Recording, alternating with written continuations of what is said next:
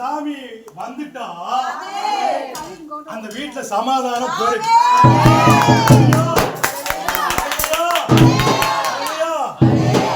மாத்தாலும் மரியாளும் வீட்டுக்குள்ள உட்கார்ந்து அழுதுட்டு இருந்தாங்க. இயேசு வந்திருக்கிறாருன்னு கேள்விப்பட்ட உடனே தண்ணீர் கவலை எல்லாம்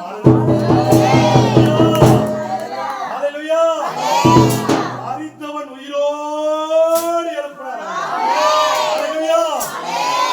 நம்மளுடைய ஆசீர்வாதங்கள் நம்மளுடைய காரியங்கள் எல்லாம் மரித்து போய் கடந்தாலும் ஏசப்பா உள்ள வந்துட்டா எல்லாம் உயிர்ப்பிக்கிறார்.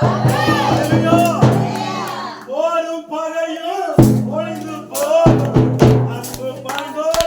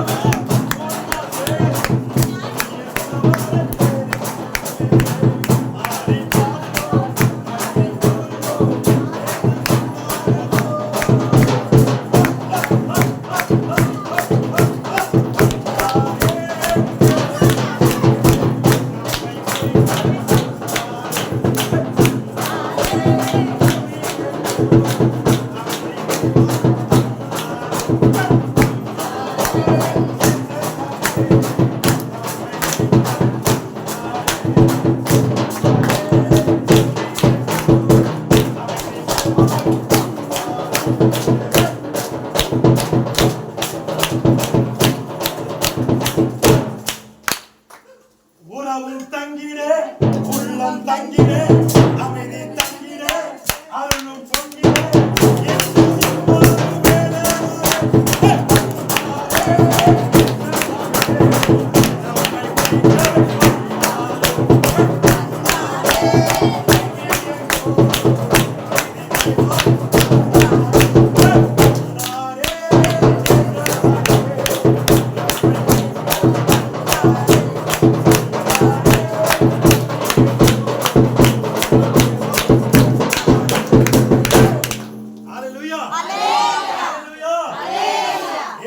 வந்தா சந்தோஷம் தான்.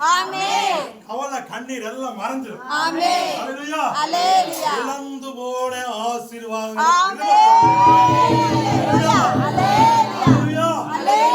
மரித்து போய் 4 நாள் ஆன லாசருவை ஏசப்பா உயிரோடு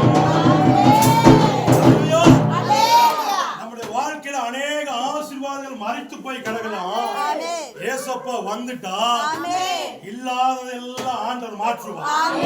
முடியாத காரியங்கள் எல்லாம் ஆண்டவர் மாற்றுவார்.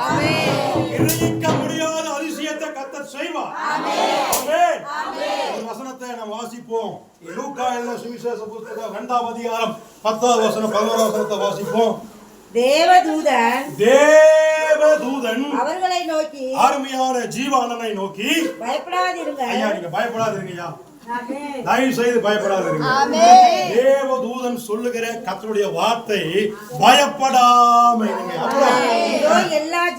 இதோ எல்லா ஜனத்துக்கும் மிகுந்த சந்தோஷத்தை உருவாக்கும் நற்செய்தியை உங்களுக்கு அறிவிக்கிறேன். அல்லேலூயா. போது பாருங்க, மிகுந்த சந்தோஷம் அனைவருக்கும் இந்த வீட்டில இருந்து மறுபடியும் போக.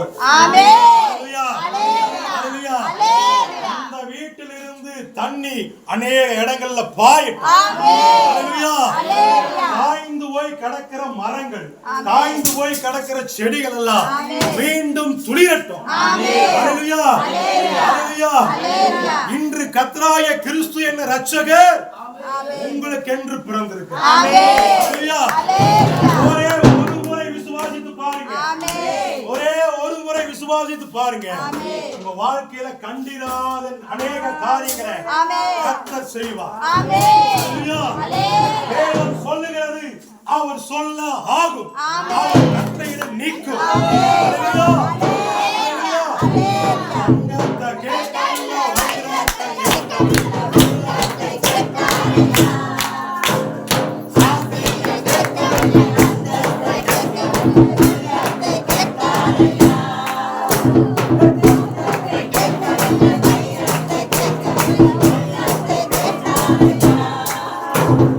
ஆசை